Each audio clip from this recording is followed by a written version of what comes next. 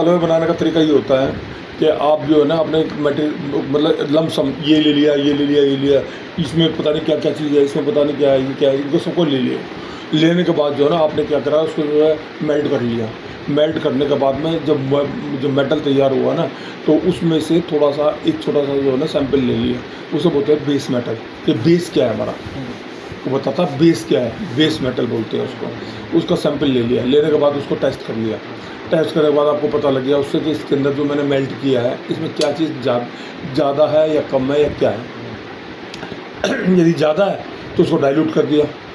तो दूसरा कोई मटेरियल ले लिया ऐसा जिसमें वो चीज़ नहीं है या कम है।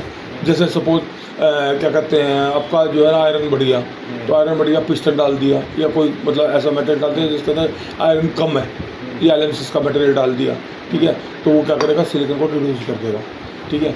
और यदि कॉपर कम हो गया, आपने मेल्ट किया तो मेल्ट करने के बाद 1.3 आ गया या 1.4 आ गया, आपको जो 1.5 से ऊपर लेके जाना है तो उसके अंदर आपको कॉपर डालना पड़ेगा। सिलिकॉन मान लो आपको चाहिए 10% या 10.5% चाहिए आपको सिलिकॉन, तो आपको जो है ना सिलिकॉन के लिए कोई ऐसा मटेरियल नहीं है।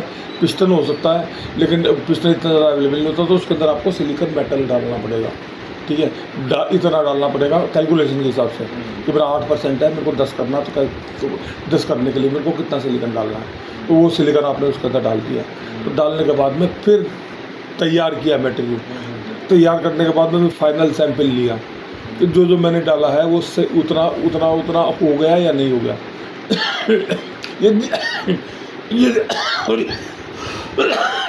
यदि वो उतना हो गया तो आपने मटेरियल को डिस्चार्ज कर लिया, और यदि नहीं हुआ तो फिर आपको दोबारा फिर वही प्रोसेस करना पड़ेगा। सिलिकॉन कम है तो सिलिकॉन डालना पड़ेगा, कॉपर कम है तो कॉपर डालना पड़ेगा। यदि कोई चीज़ हाई है कॉपर का क्या डालते हैं? कॉपर के लिए तो बहुत कुछ आता है, वायर आती है, कॉपर वायर आर्मेचर वायर है, हाँ। सपोज मैग्नीशियम जो है, मैग्नीशियम बढ़ गया है, सपोज मैग्नीशियम बढ़ गया है तो 0.3% चाहिए होता है।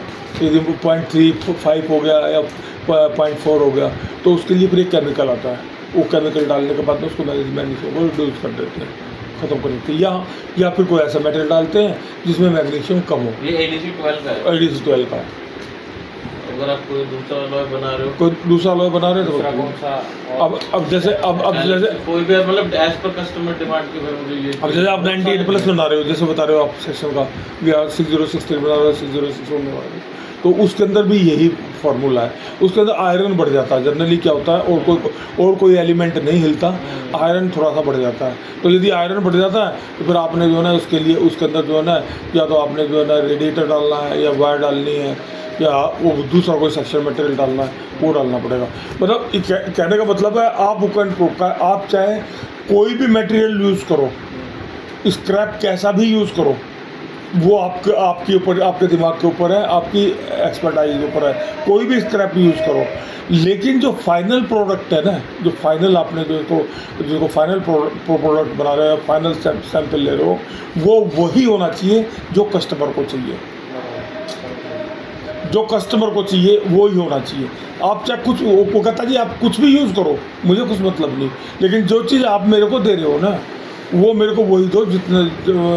अब जैसे किसी आप उसमें होटल में जाओ तो कह जी मसाला इतना होना चाहिए, मिर्च इतनी होनी चाहिए, कम मसाले का बनाओ या कम टेस्टी बनाओ, तो वो कस्टमर वो कहेगा जी मेरा तो इकट्ठा बना हुआ रखा हुआ है, मैं तो वो दूंगा आपको। कह जी मेरे को तो मसाला चाहिए नहीं, मेरे को तो नुकसान करता है, तो वो उसके लिए बेकार है।